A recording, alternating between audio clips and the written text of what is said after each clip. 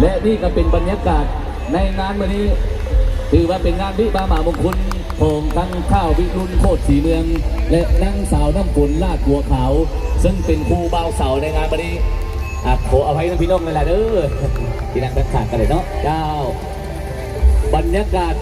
เป็นไปด้วยความราบรื่นมีเสงไฟภูมุงสว่างสวัยเพื่อเป็นการชี้ทิศยังทางให้แก่ทั้งครูบ่าวสาวในงานวันนี้ในการดำรงชีวิตต่อไปเป็นคู่ผัวตัวเมียที่ถูกต้องตามพิธีของประเพณีเป็นคู่ผัวตัวเมียที่เป็นครอบครัวหังครอบครัวมีเป็นแบบอย่างให้แก่ทั้งครอบครัวอื่นในภายภาคหน้าเนาะและนี่ก็เป็นทั้งสมหน้าสมตาของทั้งเจ้าเบาเจ้าสาวพร้อมด้วยเจ้าข้าทั้งสองกำสองไปซึ่งได้ให้เกียรติก้าวเพลงก้าวขาขึ้นสู่ทั้งหน้าเวทีให้บรรดาท่านบรรดาแขกผู้มีเกียรติทุกคนได้เป็นอย่างประจักษ์ถ่ายอีกครั้งหนึ่งและก็จะได้มีการเก็บภาพงามๆ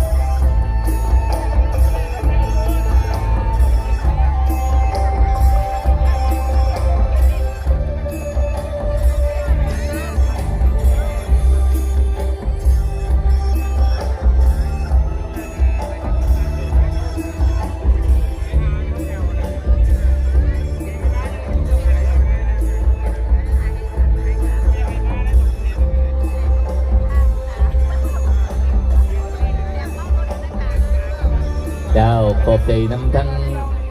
ทีมงานศิลปะน้องนอกจากทีมงานจับปลาขาวฮอเนาะเปิดได้มาสั่งสีสันในงานวันนี้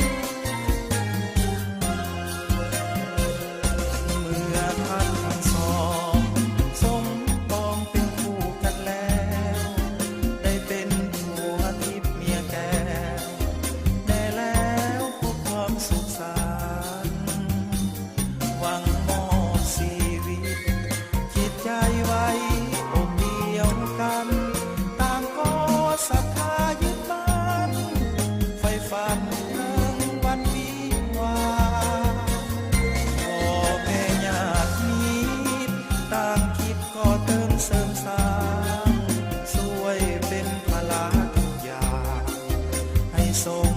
ดังปรา